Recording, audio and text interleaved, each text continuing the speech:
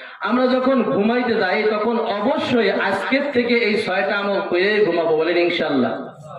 1 নম্বরে যখন ঘুমাইতে যাব তখন আমরা কালিমায়ে তাইয়্যিবা পড়বো। হাদিসের ভিতর আছে যেই ব্যক্তি কালিমা পড়া ঘুমাবে, যদি ওই ঘুমটা মৃত্যু হয়ে যায় তাহলে শাহাদাতের মৃত্যু হয়ে যাবে, বলেন সুবহানাল্লাহ। 2 নম্বরে দুরুদ ইব্রাহিম পাঠ করে ঘুমাবো। তো এই দুরুদ ইব্রাহিম কিয়ামতের ময়দানে সাক্ষীর জন্য সাক্ষী দেবে, দুরুদ ইব্রাহিম সাক্ষী দিয়ে তাকে জান্নাতে নিয়ে যাবে। 3 নম্বরে হলো ঘুমের দোয়া হবে, আল্লাহুম্মা বিসমিকা আমুতু ওয়া আহইয়া, আল্লাহ তোমার নামে আমি মরতেছি। এই দোয়া পড়ে যেই ব্যক্তি ঘুমাবে সারা রাত ইবাদত করার সব তার আমলনামায় লেখা হবে। 21 বার বিসমিল্লাহ পড়ে ঘুমাবো, যতটা শ্বাস টানবো আর বের করবো ততটা সব আমলনামায় আল্লাহ তাআলা ফেরেশতার মাধ্যমে লিখতে থাকবে।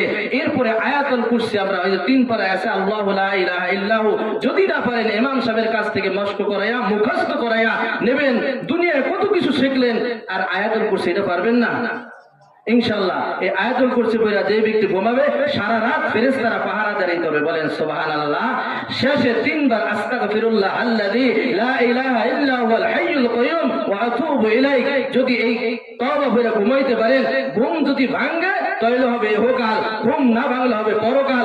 যদি ইহকালে আপনি জীবিত হন তাহলে নিষ্পাপ মাসুম হইয়া দুনিয়ায় আবার ভূমিষ্ঠ হবেন, বলেন সুবহানাল্লাহ।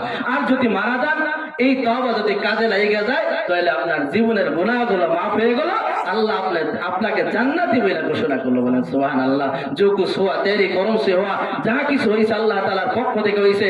আল্লাহ তাআলা বলার তৌফিক দিয়েছে, তাই কিছু কথা যেহেতু রজব মাস কিছু কথা শেয়ার করলাম। আল্লাহ তাআলার কাছে তৌফিক চাইতেছি, আল্লাহ আমাদেরকে সকল ভাইদেরকে যারা আমার কথা শুনলো সকলকে আমল করার তৌফিক দান করেন, বলেন আমিন। ওয়া আখিরি দাওয়ানা আলহামদুলিল্লাহি রাব্বিল আলামিন। আসসালামু আলাইকুম ওয়া রাহমাতুল্লাহি ওয়া বারাকাতুহু।